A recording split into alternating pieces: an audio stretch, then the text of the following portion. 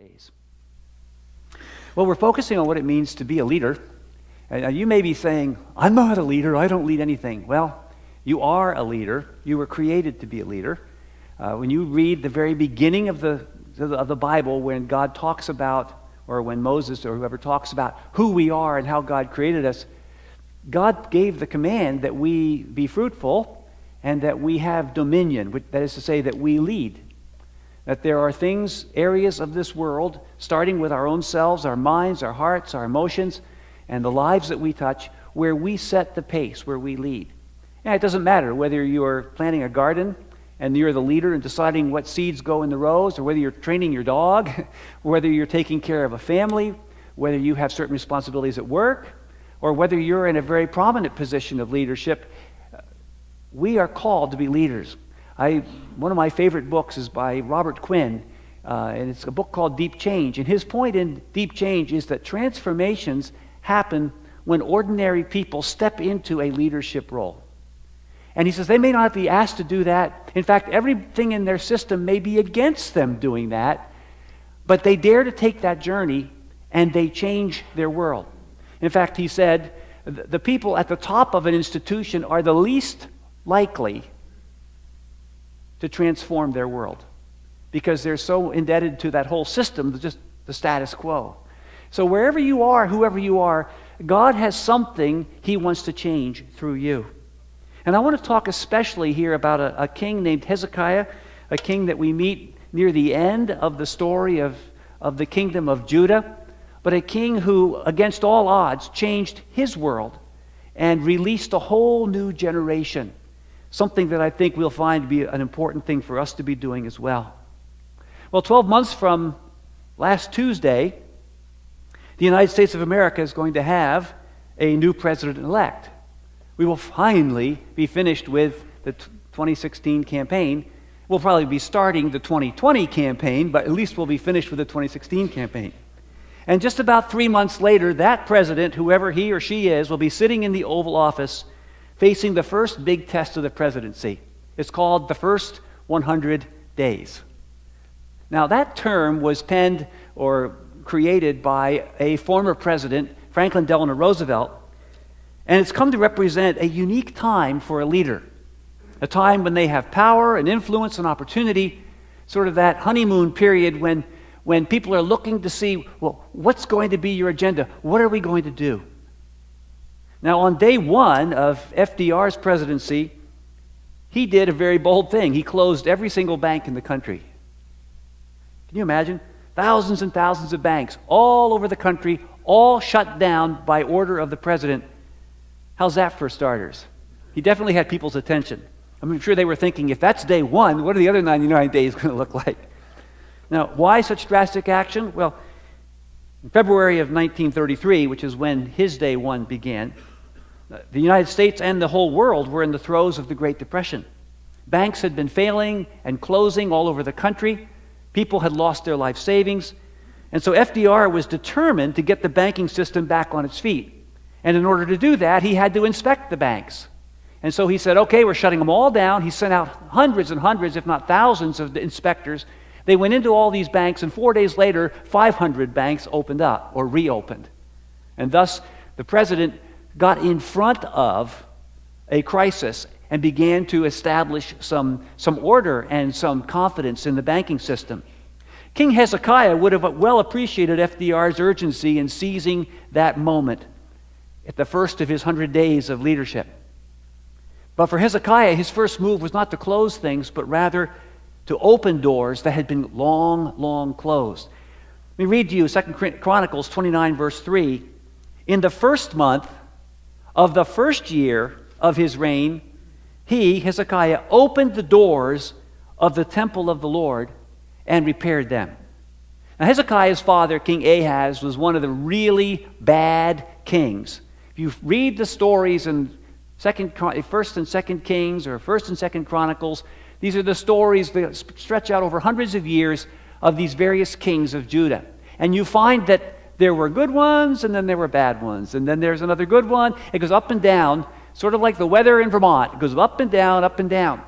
And so Hezekiah came along, and he was in a line of bad kings. I mean, his father, grandfather, things had been bad, and Hezekiah decides to turn the corner. His father, Ahaz, had been defeated by a neighboring kingdom and had looked and said, well, it must be that their gods are stronger than my God because they beat me. So he closed the doors to the temple, and he stopped the worship of the true God, set up altars to these other gods, I guess perhaps trying to appease these forces that he thought had conquered him. There may even have been something else going on at that time. When you were beaten by somebody else, they imposed various conditions on you. In other words, they might say, well, now you're going to pay me taxes or tribute.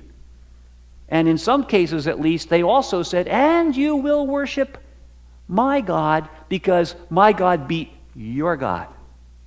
And so it may very well be that Ahaz not only chose to close the doors of the temple, but he may have been obligated to do so as part of some peace treaty. In any event, his son was willing to go in a different direction. We read of Ahaz in chapter 28, 24 to 25, that he gathered the furnishings from the temple of God and cut them in pieces. He shut the doors of the Lord's temple and set up altars at every street corner in Jerusalem. I mean, this wasn't just sort of a cooling off period in terms of Ahaz maybe compromising the faith a little bit. This was an abrupt turn away from God, a shutting down of everything that Judah stood for and that God wanted to do in his people. So when Hezekiah commands that the door to the temple be opened, he's announcing that a new day had dawned, one in which he and his people would put their trust in their God. Now, he couldn't have done anything more radical than to say, open those doors. First day of the first month of the first year, my very first decision, open the doors, the temple of God.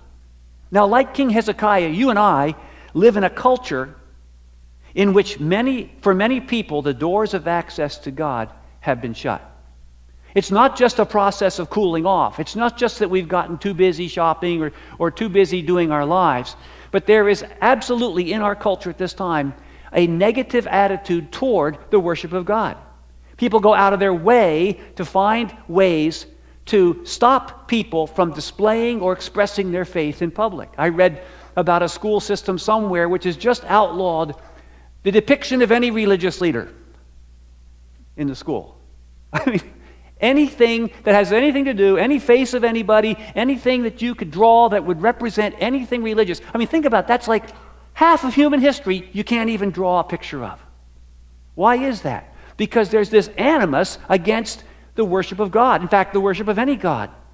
And it's becoming a part of our culture. It's almost becoming a knee-jerk reaction.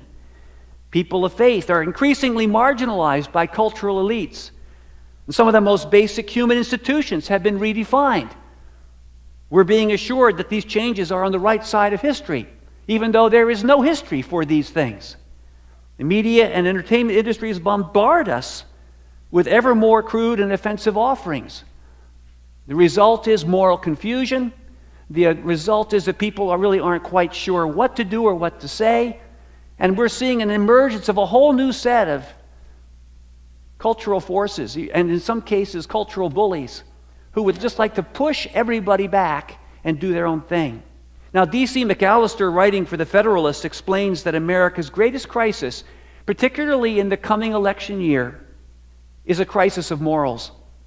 Quoting C.S. Lewis, she says these things: "This election season is part of that narrative, a drama about human progression, but not in the dualist leftist sense that leads to a delusional utopia. It's a story, as C.S. Lewis said, of becoming either heavenly creatures or hellish ones. Each of us, at each moment, is progressing toward one state or the other." It would be all too easy for us to throw up our hands in despair at the chaos around us, and that would be precisely the wrong response. Instead, this is the time to reopen the doors to God's presence. These are times where God is looking for a Hezekiah who will stand against the flow of his or her culture and say, open those doors. Oh, but we haven't had those open for years. I said, open the doors. Oh, but what will that make so-and-so? Open the doors. But your father, open the doors. But your grandfather opened the doors. But those other gods, those other forces, those other powers were greater than us. Open the doors. Now, restoring the culture of his people would take more than just having Hezekiah unlock the temple doors. In order to turn the corner, the king knew that he had to bring a radical transformation to those who would assist him in leading people back into a relationship with God.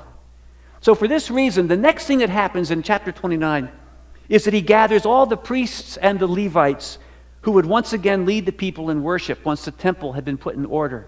The priests conducted the sacrifices, which were part of the religious worship of God at that time, whereby people could be made right with God.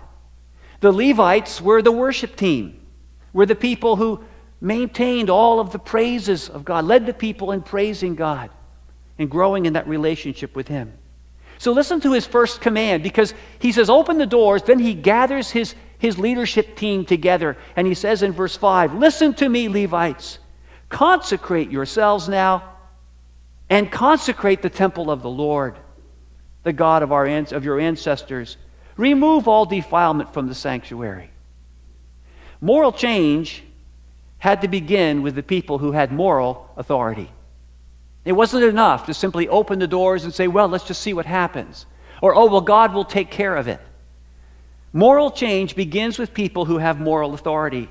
And that authority can only be found in people who are authentic and true. And so Hezekiah looks at his leadership team and says, we all need to do a self-check. Before we say that we're going to bring the worship of God to others in our culture, what's going on inside of us? So he says it starts with you Levites and priests, you who serve right here in the house of God, for you to consecrate yourselves, to set yourselves apart, to clean up what needs to be cleaned out of your lives. And then he says, then we'll start working on this building and working on this whole system that has been so corrupted. Now, the same thing is true today. Do you see things in our culture that you find evil and destructive? All right, well, do a self-check to see whether you're tolerating those things in your own life. Moral transformation begins at home. We only have as much moral authority as we are willing to let God display in our lives. And especially in a society that is jaded and that is very skeptical of religious people, the first thing that people will look for when they find out that we put our trust in God is whether or not we're hypocrites. You will be held to a much higher standard than everybody else. Somebody else can get away with being a liar or being a complete hypocrite, or changing their mind 6 times between now and next Sunday in order to get a few votes or in order to get a few dollars. You will be held to a higher standard. Be thankful that you're being held to a higher standard. Be thankful that the culture isn't being fair, because you're standing for the presence of God, who is always true. Now, we don't have to go out and say, well, we have all the answers. We're always right. You're always wrong. I'm saying, look inside. Is there hypocrisy in my heart? I need to address that before I think I'm going to have any influence on anybody else. The next thing Hezekiah addressed was the failures of the past generation, the sins of the fathers. You see, moral transformation can only happen when we see how far down we have sunk into the quagmire of immorality. It is so easy to live in a culture and get used to that culture and to think after a while that this is normal, or as the expression goes these days, this is the new normal. Now, in some ways, it's good to have a new normal. It's fine that you now have a cell phone that you can contact everybody with all over the planet. That's the new normal. But you know something? Living in a society that can't even figure out some of the most basic aspects of what it means to be human may be the new normal for our culture, but it's the new abnormal in terms of what God sees. Listen to the litany of charges that Hezekiah brings against his previous generation. And I'm elaborating what you would find in the next verses of his message to his leaders. This generation was unfaithful to the covenant with God. They broke faith with God. They did evil in God's sight. They forsook the Lord. They turned their backs on the Lord's dwelling place. They shut the doors of the temple. They put out the lamps. And they stopped offering prayers or sacrifices to God. Interesting list of charges. Not one of them talks about moral failures or talks about stealing or killing or lying or all the various other sins that came along. Those were symptomatic of something much deeper. They forsook the Lord. We live in a society that has forsaken the Lord. Okay, what's the first thing we need to do? Seek the Lord. We need to be the people who go to Him. You know something? If you take the time to be a person who seeks out God, you're going to find that people around you are going to seek out you when the chips are down. Because they don't know how to get there. And they may mock and they may joke and they may think you're a little kooky. And then when somebody is sick in their family and they need a prayer, they know one person who actually seems to have some contact. One person that can get online with God. Interesting. The most serious problem here, Hezekiah says, they forsook the Lord. They closed the doors to the temple. They shut God out of their lives. As a result, they suffered defeat and humiliation both at home and abroad. You see, you can't let your culture go to hell without suffering the consequences. It'd be tempting to speculate on where we stand in the world and line that up right now compared to where we used to stand in the world. And then look at where we stand morally and look at where we used to stand morally. You probably have thought about that already. But the most important thing that Hezekiah had to say that day focused not on the past, but on the future. Now, listen to verses 10 and 11. Because this is where he gets down to how to move forward. He said, "Now I intend to make a covenant with the Lord, the God of Israel, so that His fierce anger will turn away from us. My sons, do not be negligent now, for the Lord has chosen you to stand and serve Him, to minister before Him, and to burn incense." Always bring prayers to Him. Hezekiah was determined to turn his culture and his kingdom around. But in order for that to happen, he had to be all in. It couldn't be just a little project he did on the side. It couldn't be a hobby. He couldn't have a separation between the real world and the spiritual side of his life. He couldn't just have a private spirituality, which is what we're being told to have nowadays. Oh, it's okay, whatever you believe. Just don't talk about it. Don't act on it. Don't wear clothes that say that you believe that. Don't wear jewelry that says you believe that. Don't ever dare offend anybody else by even acknowledging what you are. Just go in your little hole and do your little weird thing. Hezekiah said, that's not going to work. I'm not going to have a private faith with God while this culture continues to go to hell in a handbasket. He said, I'm going to make a covenant with God, and he's going to do that right out in public, right in front of the whole world. He's going to put himself on the line, and he's going to stand there before God, and he'd say, I swear my allegiance to you, whether anybody else is with me or not. It goes back to what Joshua said, as for me and my house, we will serve the Lord. Choose you this day whom you will serve. He puts it right out there. And here they are, hundreds and hundreds of years later. Time for moral reform. Time to turn a culture around. And it starts with the king, the leader, saying, I'm putting myself on the line. I am all in. All in, every day, every decision, every shekel, everything, I'm all in. And then he looks at his leaders and he says, God put you here for this moment. No hand-wringing. No, woe is me. No, I can't believe what's happened to our great country. No, you are here for now. You're here to stand. God has chosen you to stand before Him and serve Him, to minister before Him and to burn incense. So no pity parties. No trying to figure it out on our own. Get ourselves in a place where God can work through us. We can look around at our culture. Those of us who are of a certain age or getting there can remember when things were different. I know you younger people get sick and tired of hearing that. I used to get sick and tired of hearing my father say that. Now I know what he was talking about. God put us here for this time. What did Mordecai say to Esther? when it looked like the entire Jewish population of the Persian Empire was going to be eradicated in one day, maybe God put you there as queen for such a time as this. I don't think God makes any mistakes, ever. I don't think it's a mistake that any one of us are here right now.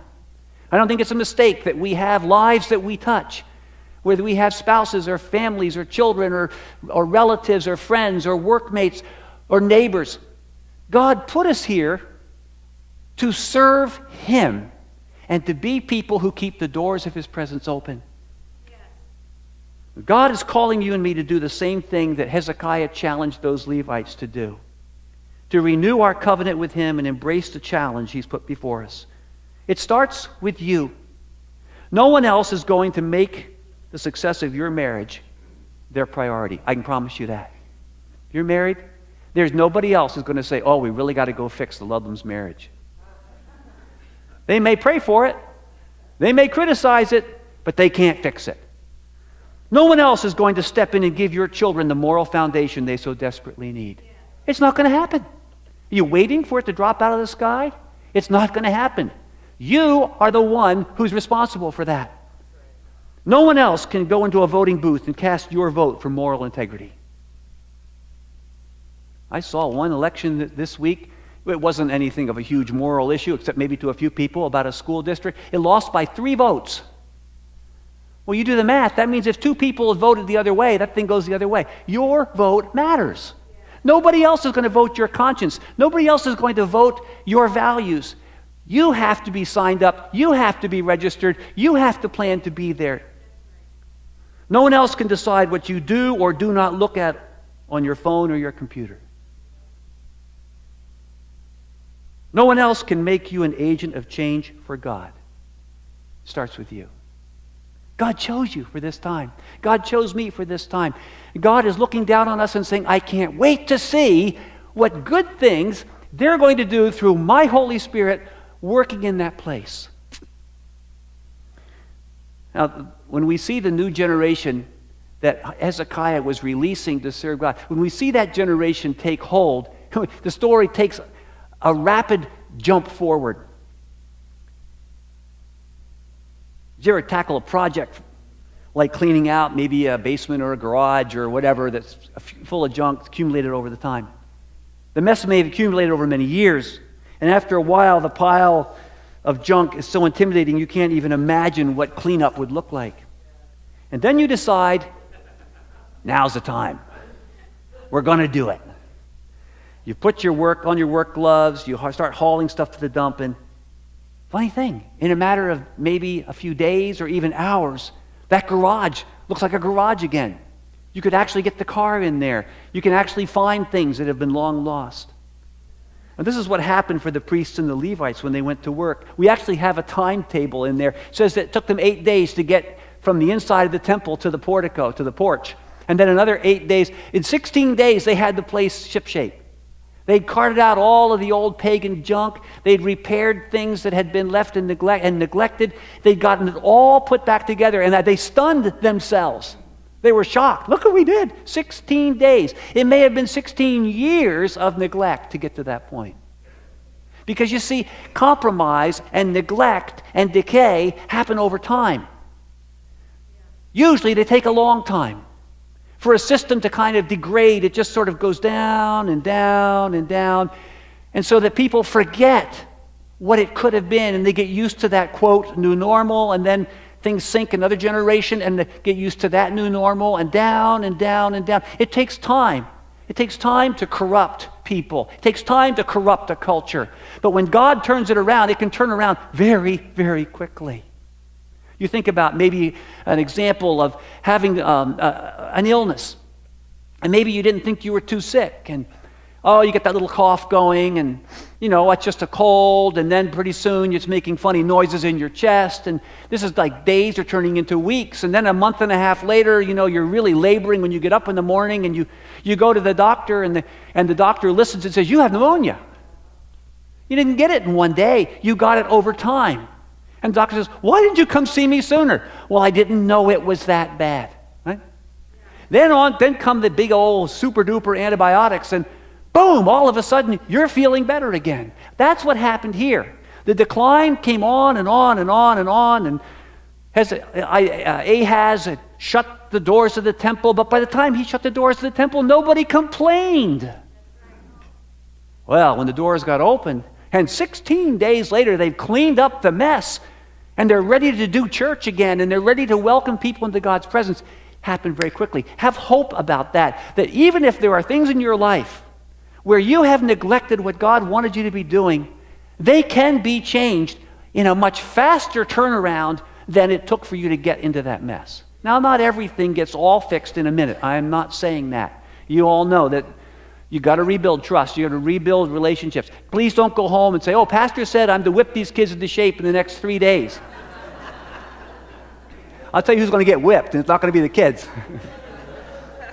My father, God bless him, he had an expression. Every once in a while, he would just get on a thing. 5 kids, my mom, and we'd be sitting there, and he would pound his fist at the dinner table and go, "New regime." And we would all go, "Oh, no, here we go again." Whether it was about the ice cubes or about this or about that, it was something that bugged him, and he would be the new regime. Well, he never had a chance against 5 kids. We would just all sit there and go, see how long this one lasts. And sure enough, 2 days later, the new regime was the old regime, and he'd forgotten the whole thing. You don't want to do that. But you want to say, Lord, I'm opening the doors to your presence.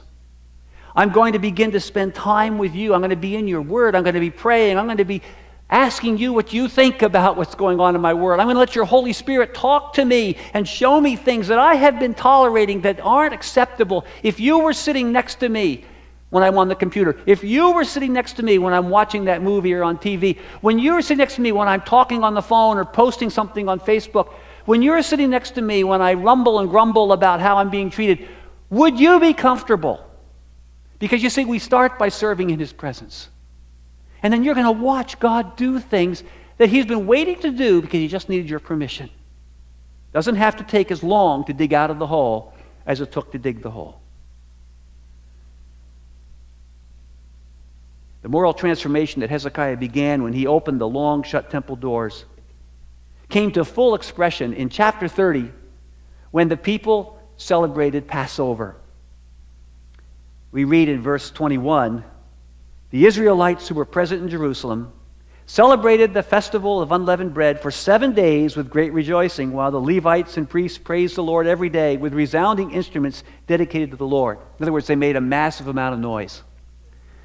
If they had a decibel meter, it would have not been acceptable. OSHA would have shut down the temple. They were having a blast. In fact, it was so great, they decided at the end of 7 days, let's do 7 more. And so they just kept right on going. Why such joy?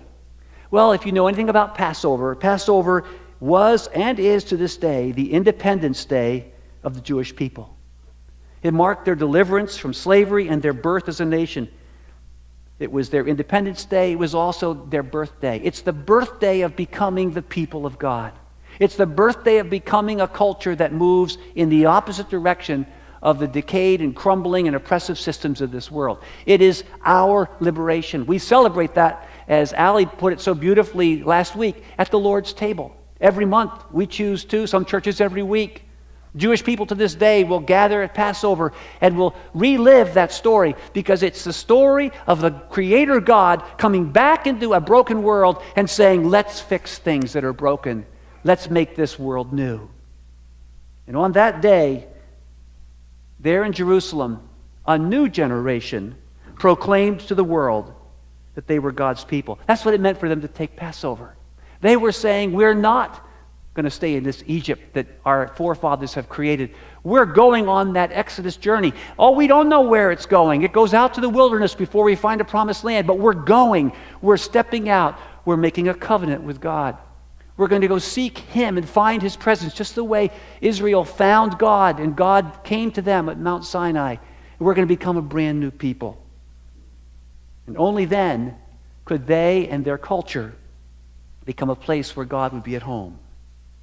So my simple question is, can we do anything less? Can we do anything less? Remember, it starts where you are. It starts with you. It starts with that person that you looked at in the mirror this morning when you were putting on your makeup or shaving or doing whatever you did this morning before you came to church. It starts right there. It starts with opening the doors to the presence of God in any way that they have become shut. Or maybe they're just kind of squeaky. They're sort of hard to open. Well, it means getting out the oil can, lubricating the hinges. Maybe you can't find the door. Maybe it's been walled up. It means tearing down those things that have gotten in the way. Maybe there's a pile of clutter in front of that door. It means moving that stuff away, saying this is number one priority.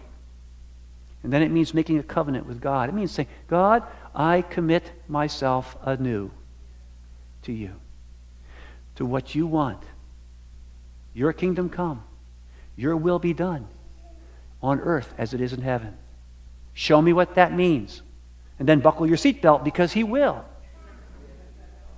And it means embracing the fact that we were put here for this time. It's not an accident. It's not a mistake. We didn't get the bad end of the deal. Oh, if only I'd lived back in such and such a time when everybody was Christian, it would have been so much easier. You think so? Don't go there. I've thought back to my early years when everybody was Christian. There were problems back then too. People had to take a stand against the racism that was all through this country. People had to decide whether people of color could ride in the front seat of a bus, whether they could go to school. People had to decide whether women could have jobs the same way men can have jobs. People turned our culture around. You go back to the great civil rights movements of the 1950s and 60s, and do you know where they started? And do you know what animated them? And do you know what drove that thing? It was the church. Pure and simple. You take out the black churches, there would have been no civil rights movement, or it wouldn't have looked the way it did, because it was a nonviolent, absolutely transformative thing. So if a previous generation could be corrupted and could be changed, God can do it in our generation. God can change things that are broken right now. He can do it through us. He can do it through the power of His Spirit moving in us. But it starts with you. It starts with your family. It starts with your marriage. It starts with the next conversation you have with people at work. Be people who welcome the presence of God. You were chosen to serve Him. You were chosen to stand before Him. You were chosen to minister in His presence and to burn incense to Him, to pray, to lift up prayers to Him. When we do those things, God can take years of decline in our personal lives, in our marriages, in our parenting, in our relationships even with those around us. He can take years of neglect and years of bad practice, and He can turn them around in God time and make our world the place it should be. Let's bow our heads together. And I'm going to ask our worship team and our prayer team to come up at this time. I really ask that you just close your eyes for a minute and let God be nearby to you.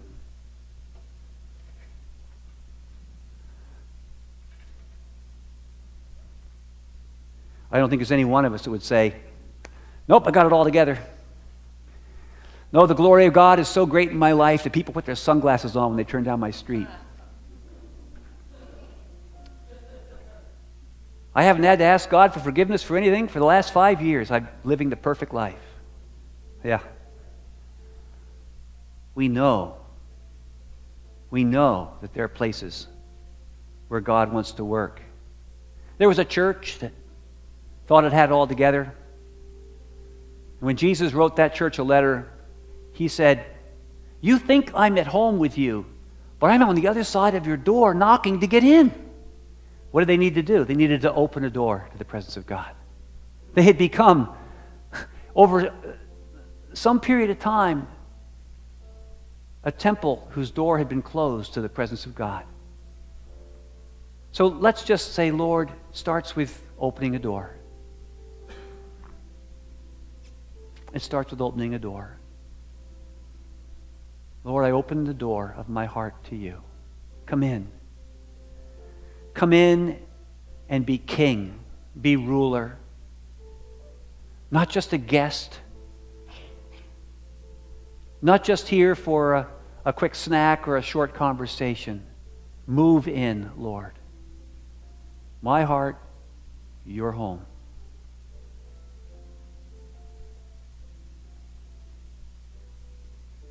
If we do that one thing,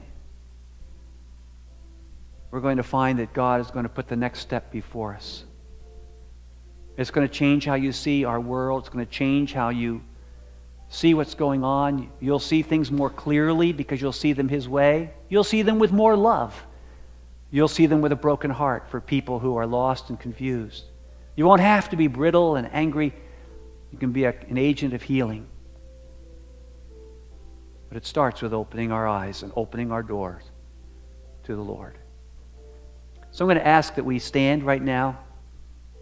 And if God is calling you to open a door today, I'm going to ask you to come down and stand here with me. I'm not going to ask you to do anything. You don't have to give any talks or anything like that. But I want you just to say, Lord, I'm here to make that covenant with you. This is a time. Something needs to move in my life. And I can see it, and I'm ready to at least take that first little step. And if you don't feel that right now, just please be where you are, sing the songs and pray with us and pray for those who come down. But I feel that for at least a few of us, some of us, we need to basically take a stand. Say, no, Lord, this is not just Pastor said some things and I felt a momentary connection, but this is something you're saying to me. So as Claude leads us in song, I encourage you to come down, and then we're going to have a prayer here as we continue to worship.